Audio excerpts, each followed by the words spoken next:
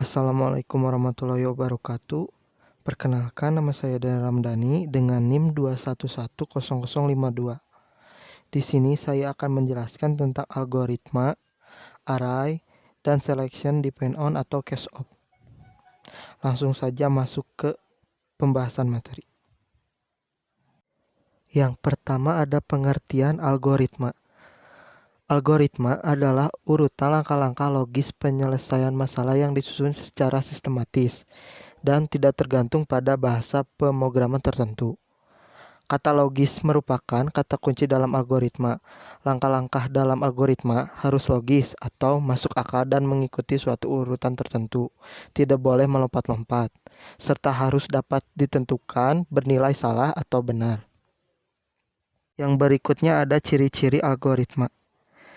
Yang pertama ada input atau masukan. Yang kedua ada output atau keluaran. Yang ketiga, langkahnya pasti, jelas, dan tidak ambigu. Artinya, tidak bermakna lebih dari satu, sehingga kadang-kadang menimbulkan keraguan. Yang keempat, langkahnya sederhana. Yang kelima, ada batasan waktu. Yang berikutnya ada jenis-jenis algoritma.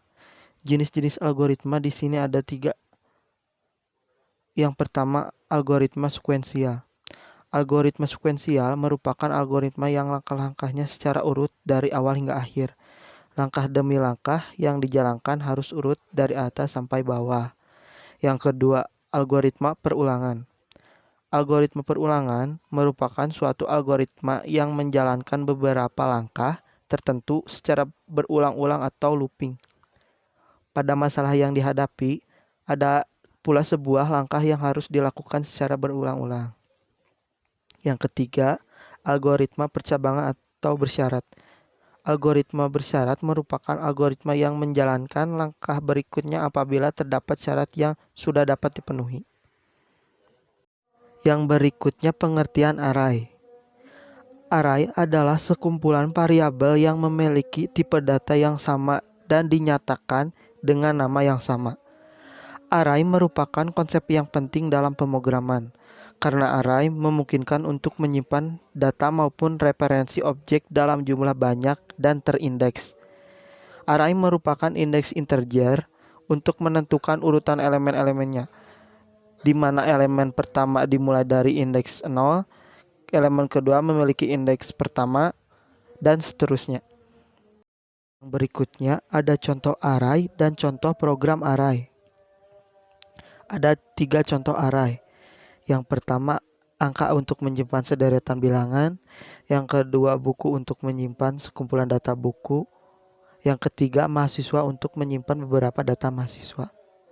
Sebagai contoh, jika A merupakan sebuah array dengan tipe integer, maka notasi dari array A adalah A indeks n, dengan n merupakan angka indeks dari array tersebut. Misal, A indeks 0 sama dengan 100, A indeks 1 sama dengan 200, A indeks 2 sama dengan 300, A indeks 3 sama dengan 400. Di sini saya juga akan menjelaskan tentang contoh program array di bahasa Pascal.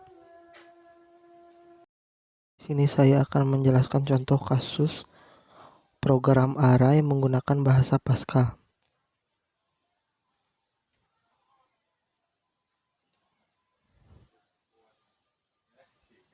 Pertama-tama kita buat dulu seperti biasa program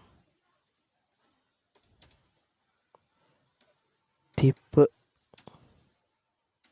underscore array di koma uses script di koma dengan variabel nilai titik 2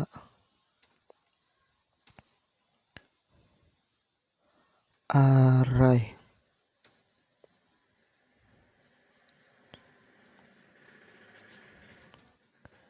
dengan indeks dari 0 sampai 10 menggunakan string. Karena di sini saya menggunakan bilangan bulat, jadi saya menggunakan string. Jangan lupa pakai titik koma.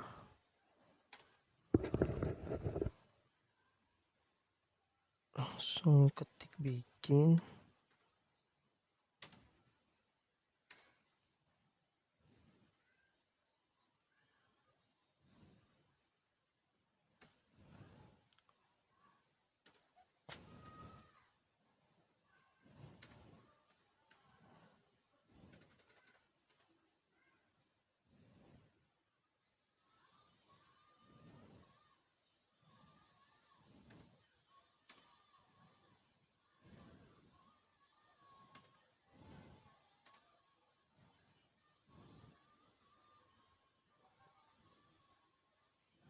Teman-teman, saya agak salah di sini.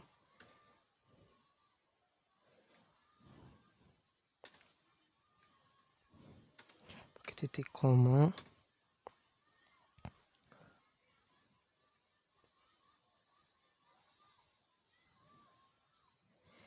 R dengan indeks nilai indeks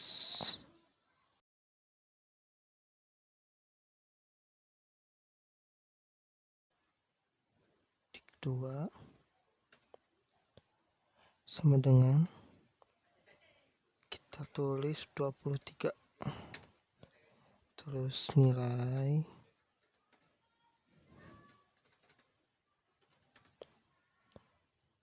dari indeks kedua, yang pertama maaf, dengan nilai 13. Indeks kedua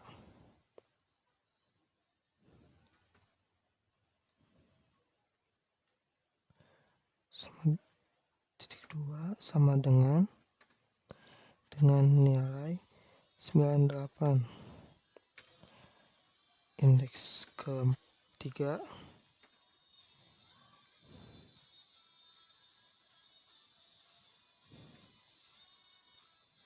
titik 2 sama dengan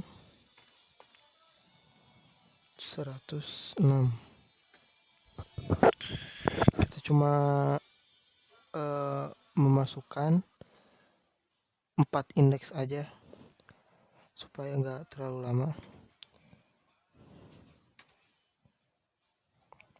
Tulis write dan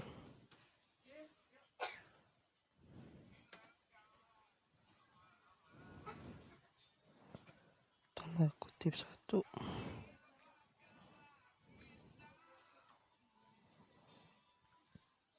Nilai 0 titik 2 tanda kutip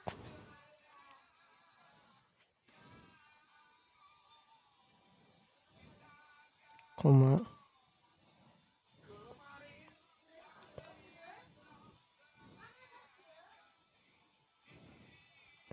nilai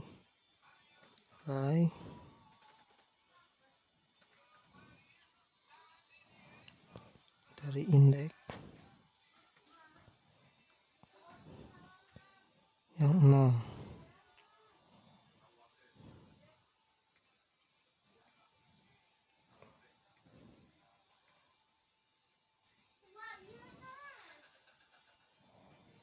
Pakai titik koma. Kita copy dulu ya guys supaya 4.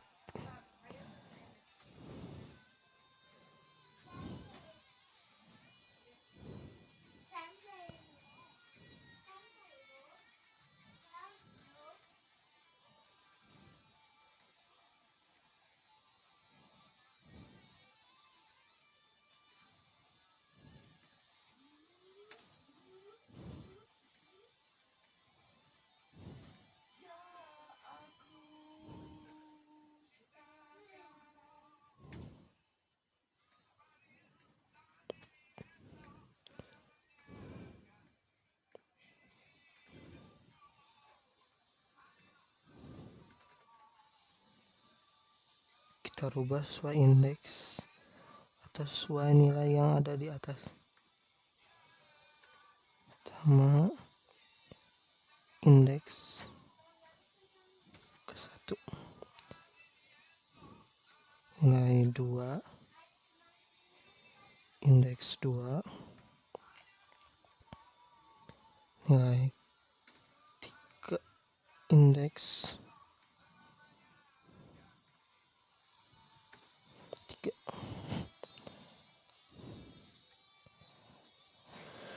Tulis read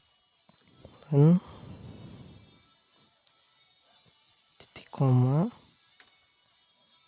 akhiri dengan kata N. Kita coba running.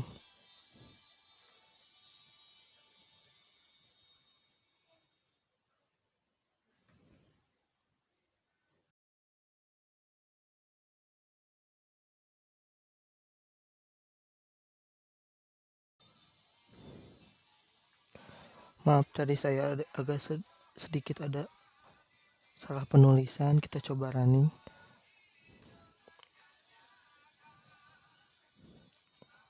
Berarti benar ya guys, nilai yang dari indeks 0, 23, nilai dari indeks 1, 13, nilai dari indeks 2, 98, dan nilai dari indeks ketiga 106. Lanjut lagi ke dalam materi. Di sini saya akan menjelaskan tentang depend on atau case of. Depend on atau case of merupakan percabangan yang menggunakan variabel dan nilainya untuk menentukan sebuah kondisi.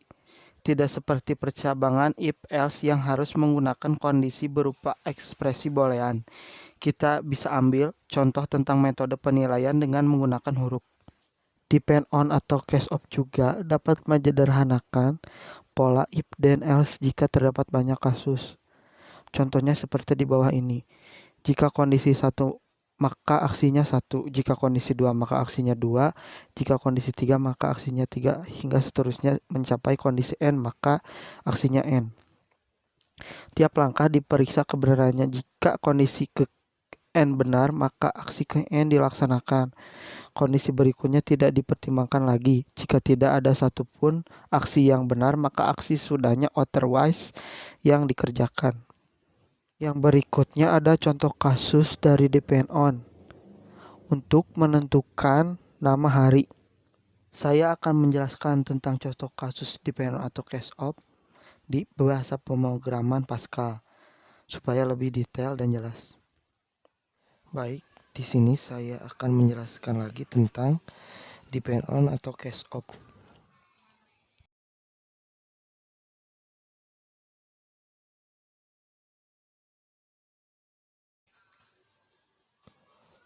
Kita hapus dulu sebagian.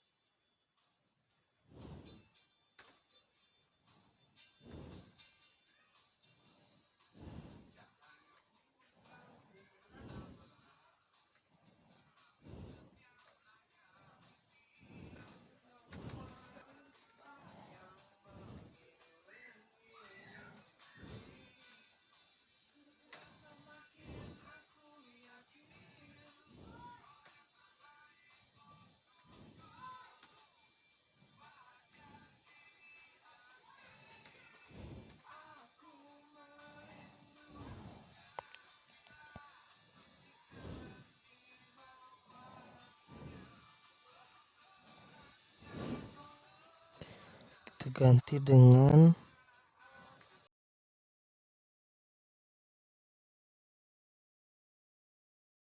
dan tipe untuk input nilai. Input kita ganti dengan input nilai.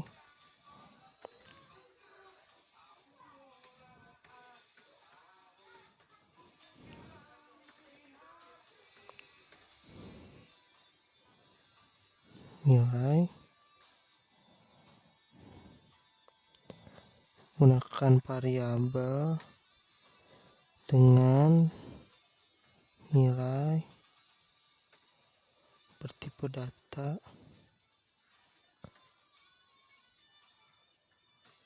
char atau karakter.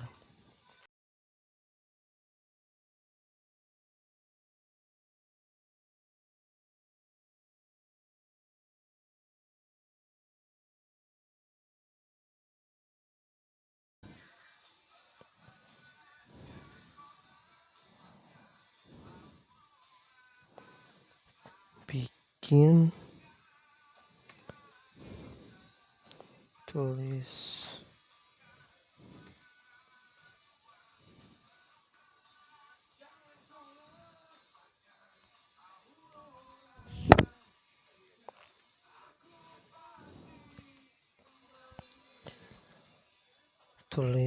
write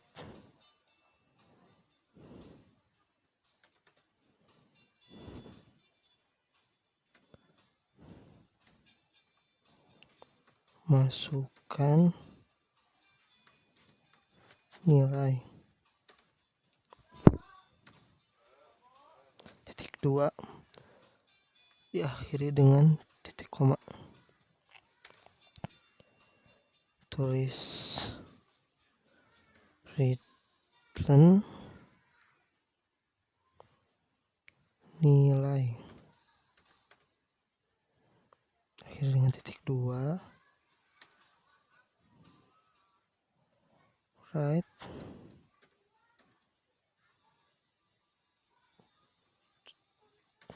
Kurung titik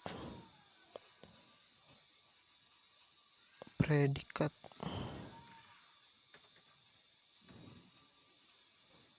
Titik 2 akhiri lagi dengan titik koma.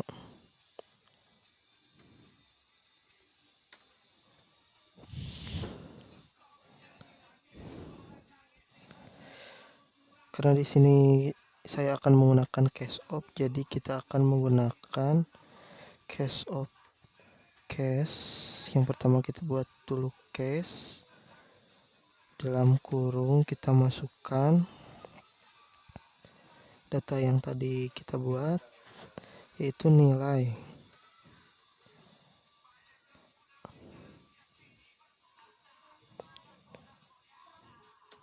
Akhiri dengan op.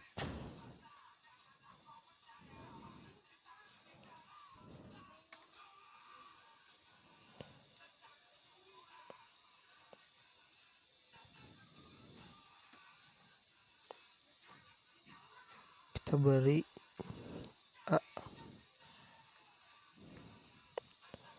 titik 2 write dan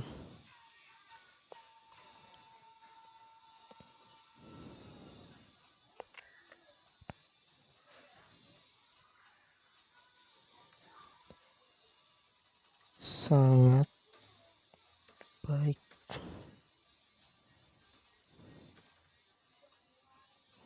Titik 2 diakhiri dengan titik 2, kita copy paste.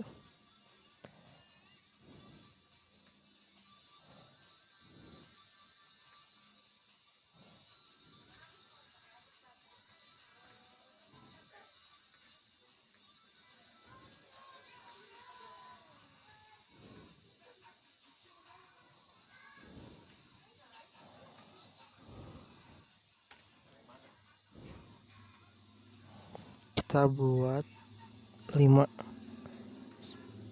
2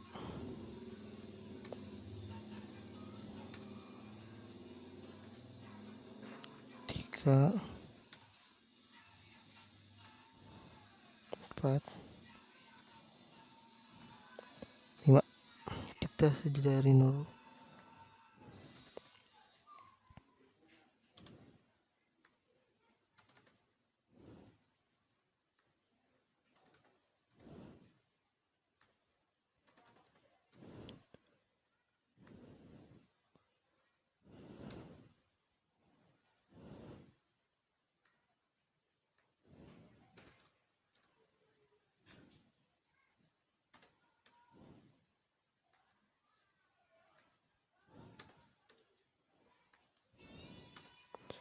Di sini saya agak salah tentang penulisan, kita ganti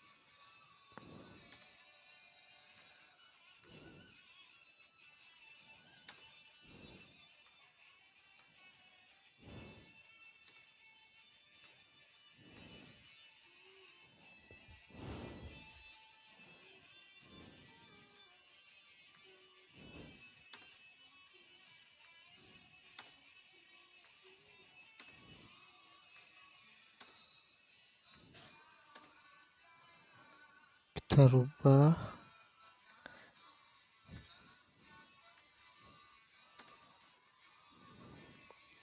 jika B, maka nilainya menjadi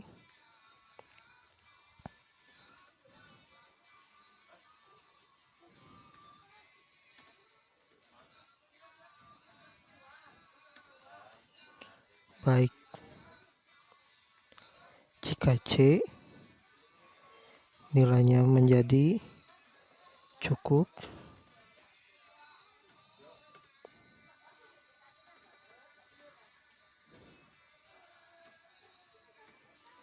Jadi cukup.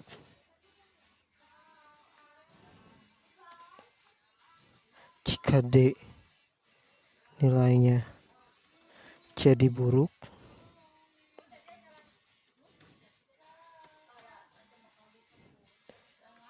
Dan jika E, nilainya menjadi sangat buruk.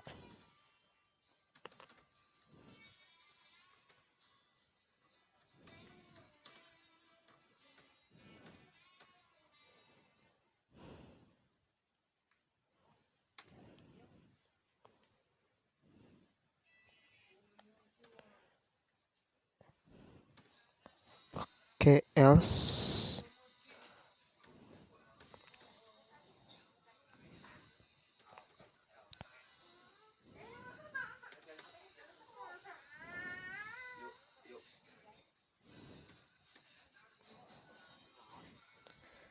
jika tidak ada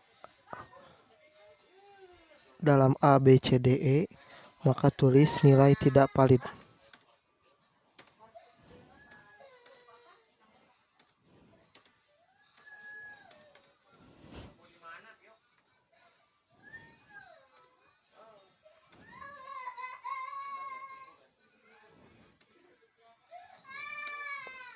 Pakai N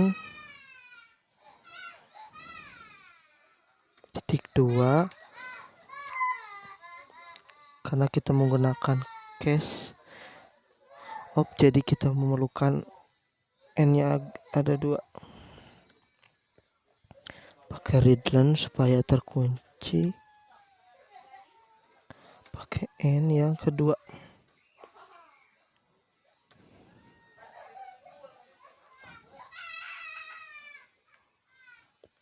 Pakai titik 2. Coba running. Masukkan nilai. Jika nilai A, predikat sangat baik. Terus jika nilai B, predikat baik. Jika nilai C, predikat cukup.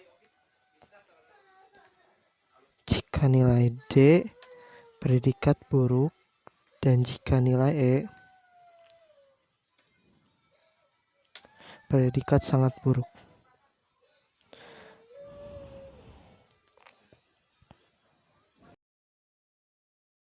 Sekian dari saya, mohon maaf bila ada kesalahan atau kurangnya saya dalam menyampaikan. Wassalamualaikum warahmatullahi wabarakatuh.